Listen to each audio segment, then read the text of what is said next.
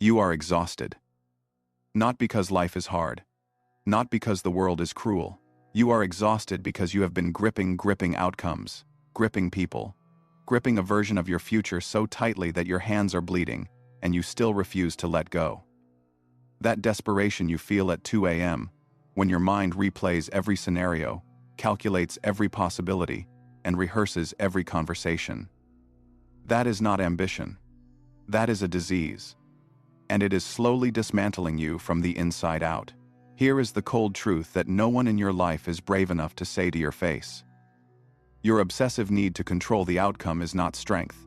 It is the most transparent signal of weakness a man can broadcast to the world.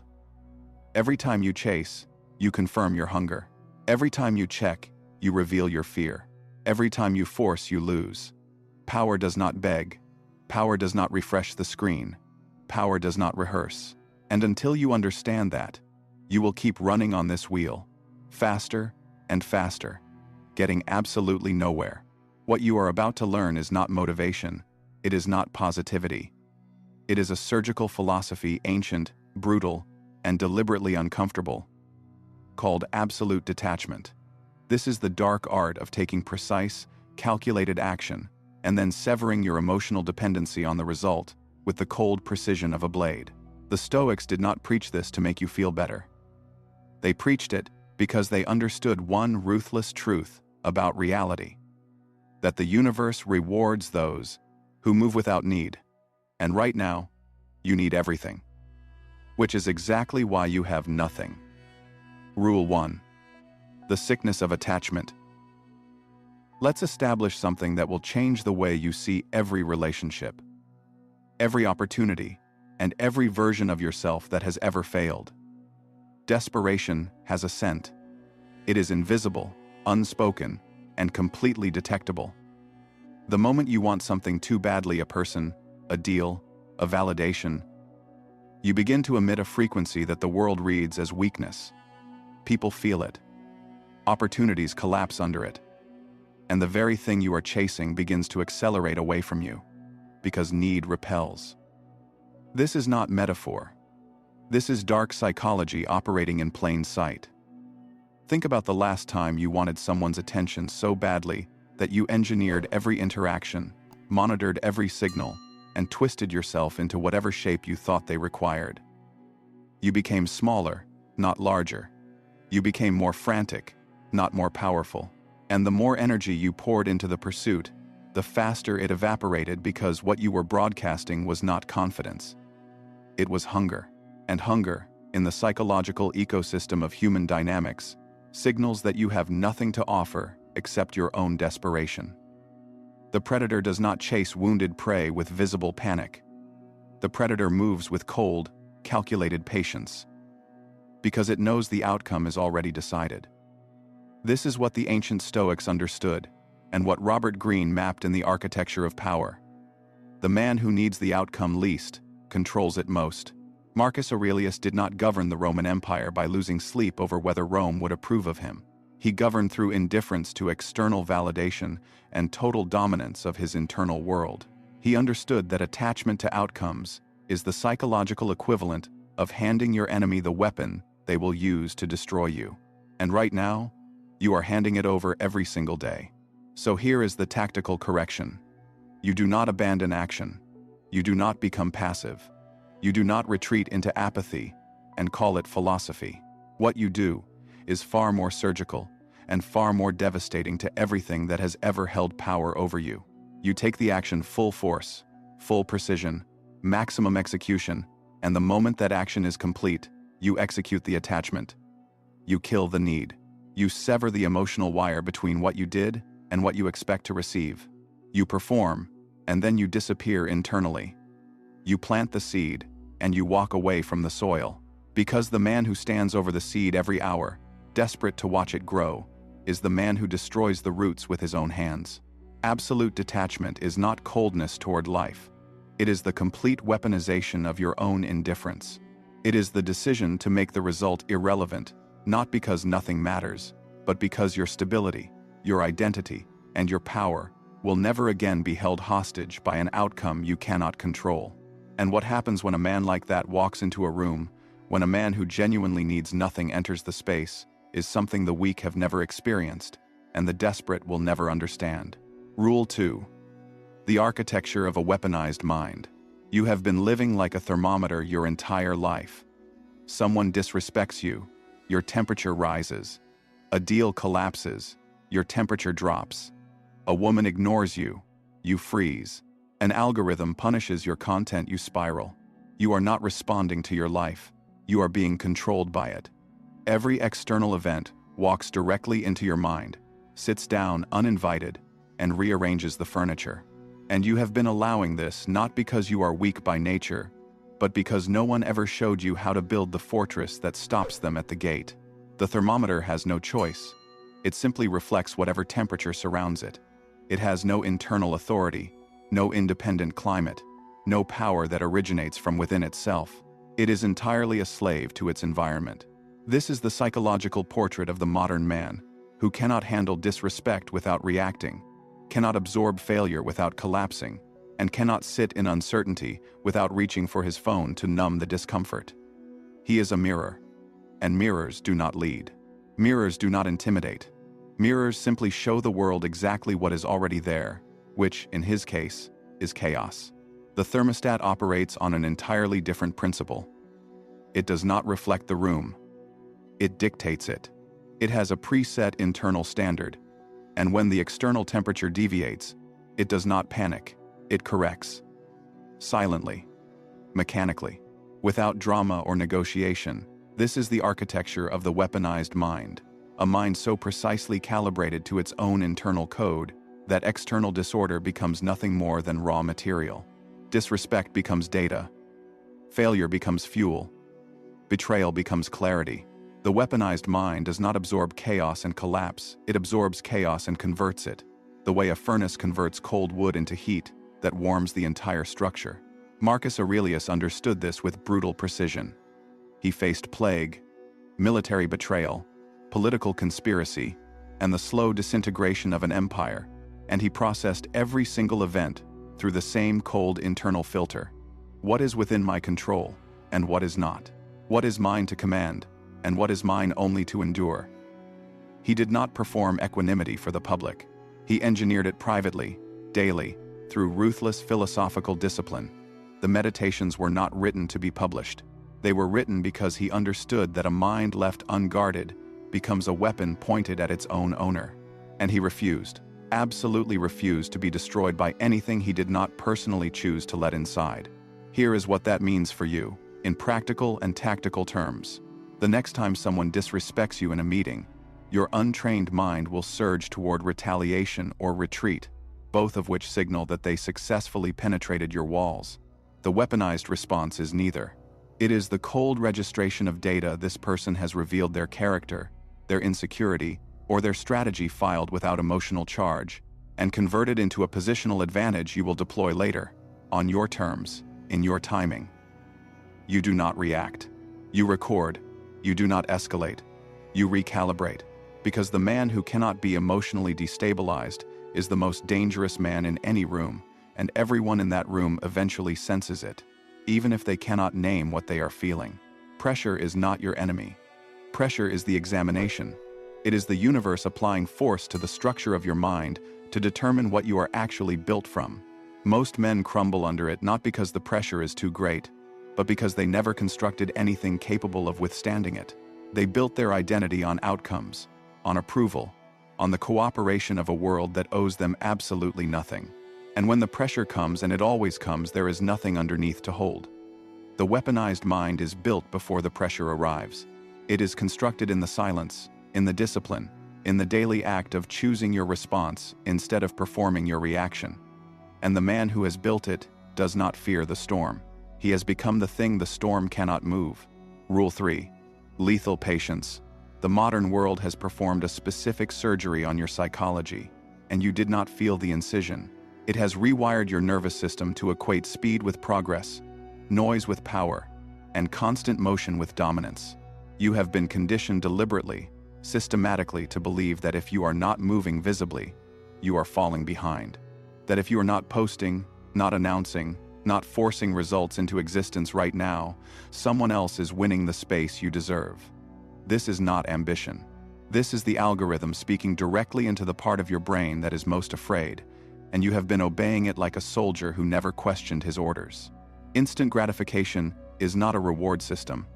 It is a leash, and the men who are most addicted to it, who need the immediate hit of feedback, validation, and visible progress, are the most easily controlled, the most predictably manipulated, and the most structurally incapable of building anything that requires time to become formidable. Because great things, real things, things that generate lasting power and compound over years, do not announce themselves early. They develop in obscurity, in pressure, in the kind of patient silence that most men cannot survive for more than 72 hours before they sabotage themselves with premature action. Think about what rushing actually produces. The desperate message sent before the moment was right, the business launched before the foundation was set, the confrontation initiated before the full intelligence was gathered. Rushing is the tactical signature of a man who cannot trust the process, which means, at its core, a man who cannot trust himself. Every sloppy, premature decision you have ever made was born from the same source: the unbearable, psychological pressure of waiting.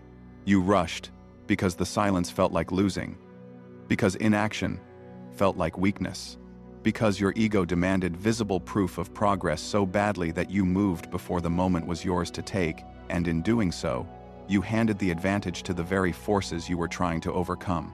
The sniper does not fire when he sees the target. Any undisciplined soldier can do that. The sniper waits until every variable aligns: wind, distance, position, timing, and fires exactly once, with devastating precision, from a location no one can trace. This is lethal patience. Not the patience of the passive man who waits because he fears. The patience of the predator who waits because he calculates. Because he understands that one perfectly timed action eradicates the need for 100 frantic ones. Because he has trained himself to sit inside discomfort, inside uncertainty, inside the excruciating silence of an unfinished outcome, and feel nothing but cold, strategic clarity. This is what separates the architects of real power from the men who exhaust themselves performing it. The architect moves in silence. He builds in the dark. He does not announce the project until the structure is already standing, because he understands that exposure before completion invites interference, invites competition, and most dangerously, invites the psychological pressure of public expectation that will force him to rush the very thing that required more time. Silence is not absence. Silence is accumulation. Every day you operate without recognition, without applause, without external confirmation that you are on the right path, is a day you are building something the visible men cannot touch. But here is the dimension of this rule that most men never reach: the one that separates the tactician from everyone else in his orbit. Lethal patience is not just about timing your moves. It is about becoming the kind of man who is so deeply rooted in his own process, so internally sovereign, that the world's timeline becomes completely irrelevant to his psychology. He is not waiting for permission. He is not waiting for conditions to become comfortable. He is moving deliberately, invisibly, without urgency and without apology, on a schedule that answers to nothing except his own ruthless internal standard. And that quality, that absolute refusal to be rushed by fear, by comparison, or by the noise of a world drowning in impatience, is something the predators recognize in each other immediately. You have spent years running at the wrong speed, toward the wrong targets, for the wrong reasons. What comes next will force you to examine not just how you move but what you are moving toward, and whether the identity you are protecting is even worth the energy you are bleeding to defend it. Rule 4. The eradication of the chase. Every time you chase, you make a declaration. Not with your words, with your energy. You declare to the person, to the opportunity, to the universe itself, that the thing you are pursuing exists at a higher level than you do, that it has value you have not yet earned, that you are below it, reaching upward, hoping it will slow down long enough for you to catch it. This is the dark psychology of the chase. It is not a strategy, it is a confession. And the world reads that confession with ruthless accuracy, adjusting its behavior accordingly, pulling the prize further from the man who needs it most, and closer to the man who has already decided he does not need it at all. Examine every version of the chase in your life with cold, unflinching honesty. The woman you texted twice before she responded once. The client you followed up with 4 times in a week. Each message slightly more accommodating than the last. The opportunity you bent your standards to fit because you were afraid another one wouldn't come. In every single one of these moments, you were not demonstrating value. You were hemorrhaging it. Because the act of chasing communicates one thing with absolute clarity, that you do not believe the object of the chase would come to you on its own. And if you do not believe it, neither will anything else. Chasing is not persistence. Do not confuse the two. Persistence is the relentless continuation of disciplined action in the direction of a worthy goal, regardless of discomfort or timeline. Chasing is the frantic pursuit of external validation from a position of internal deficit. Persistence builds. Chasing burns. One is the behavior of a man who trusts his own worth and continues to act from that position. The other is the behavior of a man trying to outrun the quiet belief that without this specific outcome, he is diminished. And that belief, that quiet, corrosive belief, is what you must eradicate before you can understand what real power actually feels like from the inside. The concept you must now weaponize is what the ancient architects of power understood as the force of the immovable center, what we will call aligned action. Aligned action is not passive. It is not the delusion that simply believing in your worth will manifest results without effort. It is something far more precise and far more demanding. It is the complete architectural alignment of who you are, what you do, and what you emit, calibrated so specifically to your highest standard of self that the right opportunities, the right people, and the right outcomes are drawn toward you the way mass is drawn toward gravity. You do not chase gravity. You do not negotiate with it. It simply operates, indifferently and absolutely, pulling everything in its vicinity toward the center. To become that center, you must first perform the surgery that most men are too afraid to attempt. You must remove the identity of the pursuer entirely. Not suppress it, remove it. Because the pursuer is always operating from a fundamental scarcity, a fundamental belief that he must go and get the thing before it disappears. The man of gravity operates from a completely different psychological architecture. He refines himself with obsessive precision. He builds his skills, his discipline, his presence, and his standards to a level of quality that makes him genuinely worth orbiting. And then he moves not toward the thing he wants, but deeper into the work, deeper into the standard, deeper into the version of himself that the thing he wants cannot afford to ignore. He does not go to the opportunity. He becomes impossible for the opportunity to avoid. This is the eradication of the chase, not the elimination of desire but the complete redirection of your energy from the external target back to the internal foundation. The man who has done this does not appear desperate because he is not desperate. He does not appear needy because he has dismantled the architecture of need. He moves through rooms, through conversations, through negotiations with the quiet authority of someone who already knows his worth and has already decided that anything which does not recognize it is not worth the adjustment of his posture. And that quality, that absolute, non-performed, structurally embedded self-possession, is the most attractive force a human being can generate. It does not require announcement. It requires only cultivation. The gravity does the rest. Rule 5. The energy of the predator. Fear of loss is the most predictable prison ever constructed, and you built every wall yourself. The fear that the money will run out. The fear that the window of opportunity is closing. The fear that if you do not move right now, in this specific way, toward this specific outcome, you will be left behind, permanently diminished, irrelevant, and replaced. This fear does not protect you. It does not sharpen you. It deforms every decision you make under its influence, bending your actions toward desperation and away from power until the very outcomes you feared become the ones you manufactured with your own panicked hands. Scarcity is not a circumstance. It is a psychology, and it is one of the most self-fulfilling forces in the entire human experience. Watch what scarcity does to a man in real time. He takes the contract at the wrong price because he is afraid there will not be another one. He tolerates the disrespect because he is afraid of losing the relationship. He compresses his timeline, dilutes his standard, and abandons his position, not because the situation demanded it, but because the fear of losing created a pressure so intense that he collapsed his own architecture to relieve it. And the moment he did, he confirmed the scarcity. He made it real. He proved to himself, to the other party, and to the opportunity itself that he operates from a deficit, and the world, without malice or mercy, adjusts to that frequency with perfect accuracy.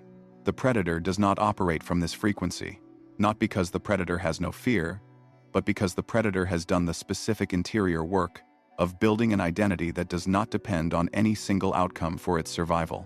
The lion does not chase the last animal on the plain with frantic, visible desperation. It moves with the measured, almost bored authority of a creature that understands abundance as its natural state, not because the plain is always full, but because it has never built its sense of self around any individual hunt. It is a predator in its nature, not in its circumstance. And that distinction, nature versus circumstance, is the entire battlefield. Abundance is not a bank balance. It is not a number of options or a volume of opportunities. Abundance is a psychological posture, the deeply embedded, structurally reinforced decision to move through the world as though you already have everything required to function from your highest position. This does not mean ignoring reality. It means refusing to let the current temperature of your circumstances dictate the permanent climate of your identity. The man who moves with abundance energy in a season of material difficulty is not delusional. He is strategically refusing to let his exterior condition colonize his interior architecture, because he understands something that the scarcity-driven man will never discover. The posture precedes the reality. Move like you have everything, and you begin to make decisions that create everything. Move like you are running out, and you will run out of the very things you were afraid of losing. Here is the terrifying truth about abundance that most men cannot sit with long enough to internalize. The men who carry it, who genuinely, structurally operate from a position of predator energy and psychological surplus, do not feel it as arrogance. They feel it as silence, as a deep, almost unsettling stillness at the center of their decision-making that does not spike when an offer arrives and does not collapse when one disappears.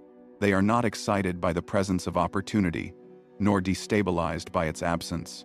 They simply continue building, refining, moving from the same internal standard, at the same unhurried pace, with the same cold clarity that comes from a man who has decided, at the foundational level of his psychology, that he will never again allow the outside world to determine what he believes he deserves. This is the energy you must now learn to carry into every room, every negotiation, every silence, and every moment of uncertainty that used to send you reaching for reassurance. And what happens when you finally do, when you arrive somewhere stripped of need, stripped of urgency, and stripped of the desperation you have been wearing like armor, will force you to reconsider everything you thought you understood about how power actually moves between people. Rule 6. Extreme ownership of the void. There is a space between what you want and what the world delivers. A gap between your effort and your outcome. Between your discipline and your reward. Between the man you are building and the recognition that has not yet arrived. Most men fall into this space and call it injustice. They rage against it, bargain with it, and exhaust themselves trying to collapse it through sheer force of will, controlling other people's perceptions, manipulating timelines, attempting to govern a reality that was never theirs to govern. And in doing so, they lose the only war that was ever actually theirs to fight. The war inside. You cannot control the economy. You cannot control betrayal. You cannot control the algorithm, the market, the loyalty of weak men, or the indifference of a world that does not organize itself around your comfort or your timeline. This is not pessimism. This is the foundational law of Stoic warfare, and the men who have wielded real, enduring power throughout history built every ounce of it on the ruthless acceptance of this single truth. The void, the vast, indifferent, uncontrollable expanse of everything outside your own mind and actions, is not your enemy. It is your training ground, and the way you respond to it is the only autobiography that actually matters. Extreme ownership of the void is not the passive surrender of a man who has given up. It is the violent, deliberate, almost aggressive redirection of every unit of your energy away from what you cannot govern, and toward the one domain where your authority is absolute, your daily discipline. Not your monthly results, not your annual vision board, your daily discipline. The action you take today, in the hours that exist right now, with the resources currently in your possession. This is your jurisdiction. This is the only territory where your will is law, and the man who governs it with ruthless consistency, day after day, regardless of what the void delivers in return, becomes something the chaotic world has no mechanism to destroy. Think about what you have been doing with the energy that belongs to this territory. You have been leaking it into resentment toward people who wronged you and will never apologize, into obsessive analysis of outcomes you cannot reverse, into the exhausting performance of controlling how other people perceive a situation that has already concluded. Every hour spent in that territory is an hour stolen from the only place your effort produces compounding returns: your body, your craft, your mind, your character. These are the assets that accumulate silently while you are wasting your finest hours trying to govern a universe that has never once asked for your input. The darkest and most liberating truth of absolute detachment is this: the void does not need your management. It needs your indifference. The moment you stop trying to control what lives outside your jurisdiction and redirect that same ferocious energy inward toward your standard, your execution, you're becoming something fundamental shifts in the architecture of your reality. Not because the universe rewards virtue, not because good things come to disciplined men as some cosmic compensation, but because the man who has stopped bleeding energy into the uncontrollable suddenly has a terrifying surplus of it available for the work that actually moves his life forward. And that surplus, compounded daily, over months and years, produces the kind of results that look like destiny to people who never understood the discipline that built them. Own the void by releasing it. Govern yourself with violence. Return to the work. Outro: the cold reckoning. Here is the brutal mathematics of everything you have just been given. Most men who watch this will feel it. They will feel the cold precision of it land somewhere real inside them, nod at the screen, and then return quietly, almost unconsciously, to the same patterns that built the cage they are sitting in right now. They will chase again by morning. They will react again by afternoon. They will hand their power to an outcome, a person, or a fear before the week is finished. Not because they are evil, not because they lack intelligence, but because transformation requires more than comprehension. It demands the daily violence of choosing discipline over comfort, when every instinct you have been trained to obey is pulling you in the opposite direction. And most men, the vast majority, will not pay that price. This is not an insult. It is a cold, accurate reading of how human psychology operates under pressure. The principles of absolute detachment, the eradication of the chase, the weaponization of the mind, the lethal patience of the predator, the ownership of the void. These are not philosophies you adopt once and carry effortlessly. They are architectures you must rebuild every single day, against the constant gravitational pull of a world designed to keep you reactive, dependent, and controllable. The system does not want you detached. It profits from your attachment. It is engineered to monetize your fear, your comparison, and your desperate need for external validation. And it is extraordinarily good at its job. The 1% who apply what was delivered in this video will not announce it. They will not post about their discipline or perform their detachment for an audience hungry for content. They will simply disappear into the work, into the silence, into the slow, deliberate construction of something so internally fortified that the chaos of the world outside becomes background noise rather than a governing force. They will become, over time, genuinely untouchable. Not because life stops testing them, but because they stop being destroyed by the tests. They will move through betrayal without collapsing, through failure without fracturing, through uncertainty without reaching, and the distance between them and the men who chose comfort will compound into a canyon that cannot be crossed. The rest will remain exactly where they are, slaves to their emotions, prisoners of outcomes they cannot control. Men who understood the philosophy, but could not withstand the silence required to live it. They will keep chasing, keep reacting, keep handing their power to things that were never worthy of holding it.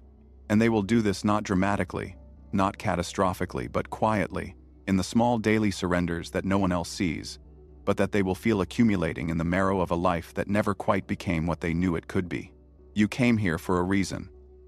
That reason is not an accident. The fact that you are still here, at the end of something that offered no comfort, no applause, and no easy answers, tells you something about the version of yourself that is trying to emerge. Do not betray him by returning to the patterns that diminished you. Subscribe. Stay in this room. Because what comes next will dismantle what remains of the man you no longer have permission to be. The cold work begins now.